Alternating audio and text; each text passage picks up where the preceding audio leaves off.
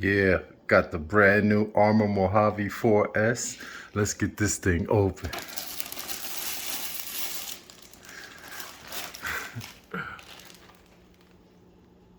Uh-oh.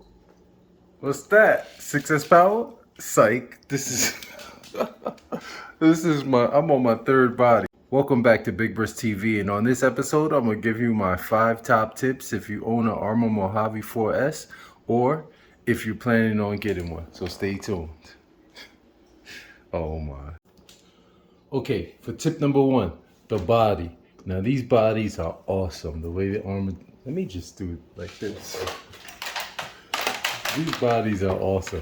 The way that Arrma made this body, all the detail, and you know, it's just awesome. But they are prone to cracking.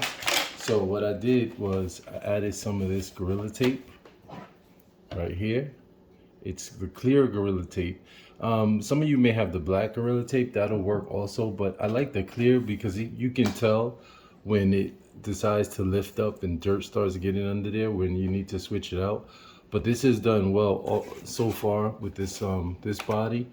Previously on this body, I had done the Gorilla Tape method, but it was after it was already cracked, and you can see all the dirt. This is fresh off of that crash that I had. I haven't cleaned it since then, but you can see how the tape was lifting up. So you want the body to be really clean before you apply the tape.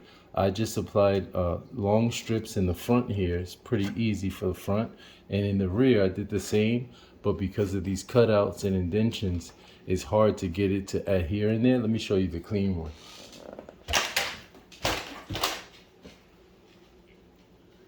And so what I did was on this body, which was clean, brand new when I got it, before I put it on, I preemptively put the tape in and I cut some strips here like this. So this was cracked already, but you can see how it's holding in there really well with this clear Gorilla Tape. You got to make sure you get it in all the creases so that minimum dirt gets under it.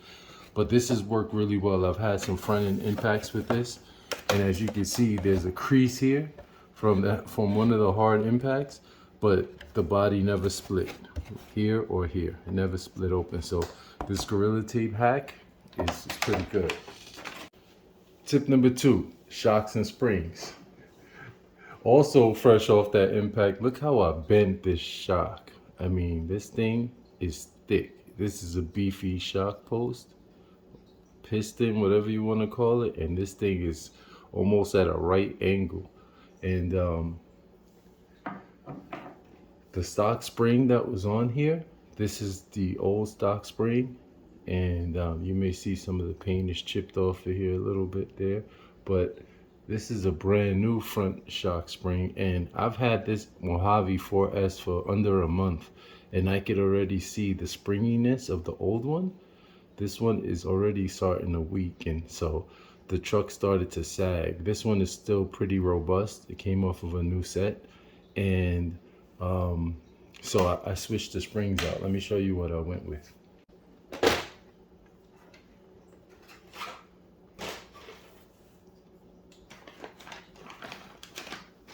Here's the part number.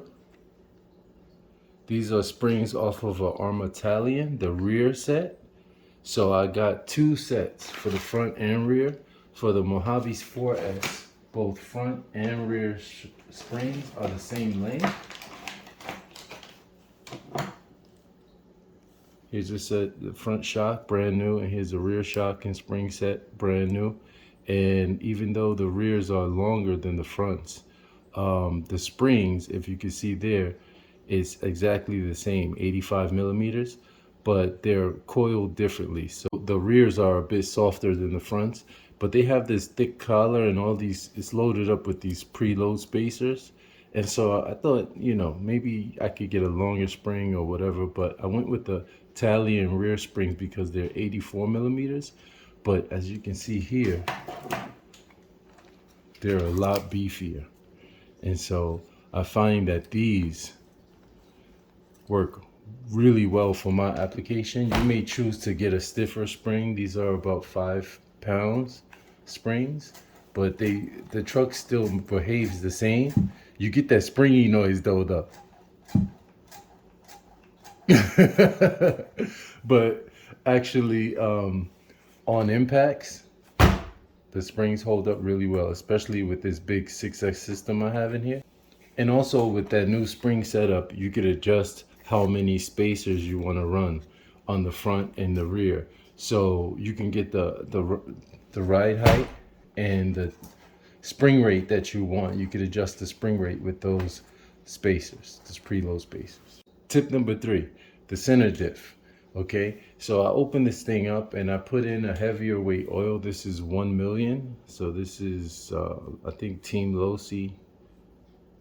Nope, this is Team Associated Electrics. 1 million diff oil. This stuff is super thick. I started to shoot a video. If you can see down in there, it just looks like a glaze. It's not even fluid. It will not come out. It's very thick, and the way I applied it was like with a little scooper. I just scooped it and packed it in there, and got all of the old diff fluid out as much as possible. So it's probably like not 1 million. It's probably like 999,000 in the center diff, and it made a huge difference. And the reason why I did that was because the tires, the front tires, they want a balloon, and so it goes like this. Only this section of the tire makes contact with the ground, especially if you run it on asphalt, and it'll wear your tires out really quickly. And so this is the rear tire here. Now this was from doing burnouts and sliding and doing all those wheelies.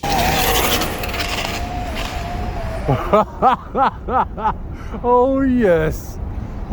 These tires will wear down really fast and unevenly, so rotate your tires. Tip number 4, back to the center diff again. Inside the center diff, the ring gear is held in by 4 screws, and you want to make sure that you use Loctite on those screws. I went in there and had to do it about 3 times before I decided to put the Loctite in. I used this blue thread locker. This little tube has been lasting me forever on many applications, but this stuff is invaluable because that thing will get loose over time with use, and you want to go in and make sure to check it. Just pop open the diff cover and check those 4 screws. You'll see that your ring gear has come loose, and you want to keep that tight because then it'll unevenly wear the teeth, and that'll be no good for you. So that was my top 5 tips for the Arrma Mojave 4S. If you want to switch it up to 6S, get that 6S power, go for it. This is Big Briss TV. Everybody stay well, and I'm out. Let me show you some of the upgrades that I did to this thing. So first, I put in the 6S system. It's the Spectrum Firma system that came out of a Creighton 6S. And I got this orange ESC mounting plate off of eBay. I'll put a link in the description. It mounts this ESC in here really well. In the previous videos, I had it just screwed in with 1 screw. And after that crash, that screw was just holding on for dear life. And so these also, I got these fans. It's a dual fan setup. This keeps the motor really cool. And it has that nice orange heatsink on it. You know, it does its job. For 20 bucks, I can't be mad. And then the orientation that I have this ESC in, you can't mount it the same way that it would mount if it was up here on the box like stock. And so what I did was I just mounted it in this orientation. I mounted it this way because I wanted these wires away from that center drive shaft. There's really close clearance in there. And so I didn't want any chance of these wires getting shredded up. These are much thicker wires here. And then it's just the fan wires that's close. But I have it set up in a way that all the wires are gonna be away from, you know, the center diff. It's a rainy day here in New York City today, but so I won't be able to take this thing, or I just won't take it out after putting this thing all back together. Brand new chassis, brand new bulkhead in the front, bumper front and rear. I did the rear also. Brand new tires. I didn't need tires, but I got the tires while I was at it, and also got the brand new body because, you know, I put my girl through so much. I had to get her a new body. So I may take out these guys and swap it over for the one that I have over here that has the light bar in it. And then I also drilled out some holes in the back here for those 2 red LED bulbs. You can see there. Maybe you can see them. And then on that body, I have my speed meter there. So I'm going to swap that over. But yeah, this is going to be my shelf queen setup right here. I'll run it on one of these 2 bodies when I want to go out and bash again. But this is the one that I'm going to keep sitting over there, you know, flush and nice. So